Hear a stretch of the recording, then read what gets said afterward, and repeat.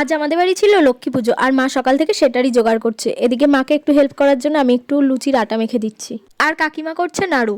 মা দেখি আড়িতে করে ধান সাজিয়ে মা লক্ষ্মী রূপে তাকে প্রতিষ্ঠিত করে তার আসনে বসাচ্ছে। আমাদের বাড়ি লক্ষ্মী পুজোটা এভাবেই হয়, কোনো মূর্তি পুজো না, এভাবে আড়িতেই পুজো করে।